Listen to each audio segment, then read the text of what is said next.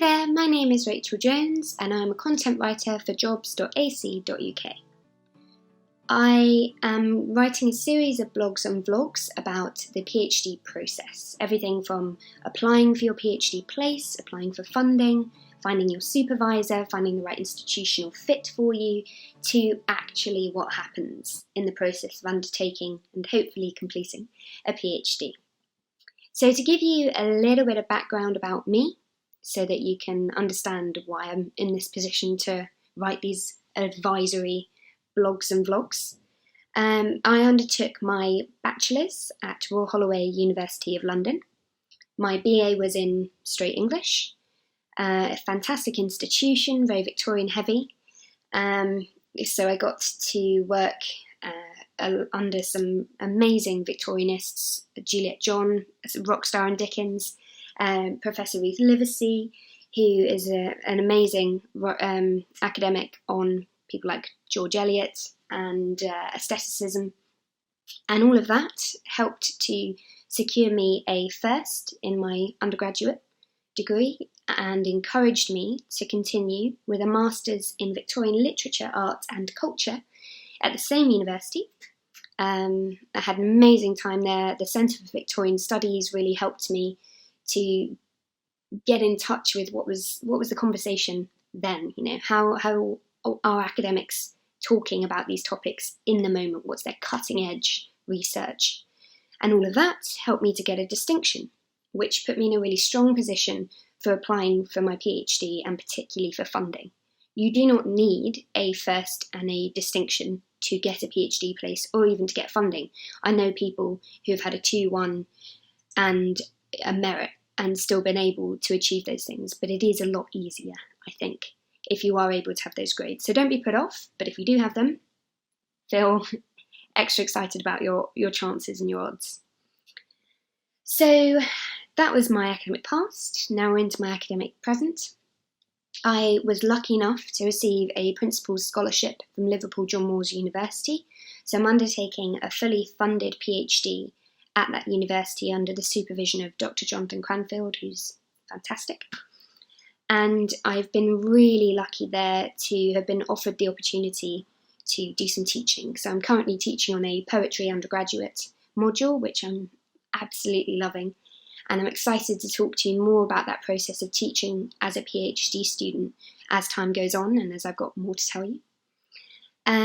So my PhD project is on Arthur Conan Doyle and his works. For those of you who maybe aren't familiar with him, he wrote Sherlock Holmes, but that is a relatively small proportion of what he wrote. It's what he's most famous for, then and now. But a relatively small proportion. So I'm hoping that my project is going to raise awareness of his lesser known works, and I'm hoping that in the course of writing about the PhD process I'll be able to raise awareness through these kind of social media opportunities as well as through my project.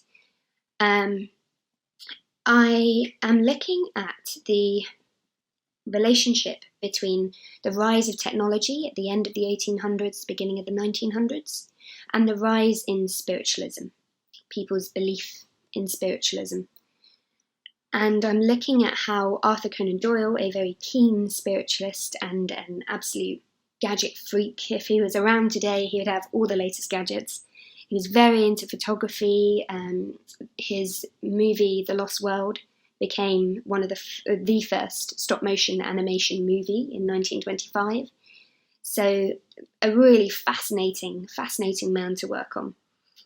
And my project is looking at how voice becomes a really tangible but at the same time evasive marker of identity in this time period, when you have the rise of the telephone, when you have people telephoning each other across oceans and communicating in the immediate and now time.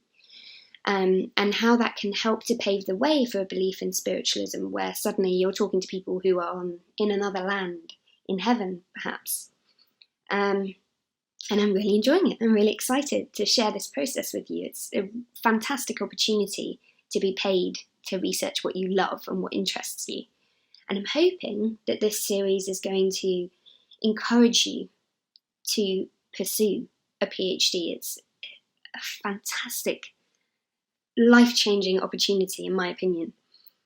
And it can be very easy to be put off from applying by people who are advising you from the field, by the process itself, which can be long and frustrating and just seem like a lot of bureaucracy.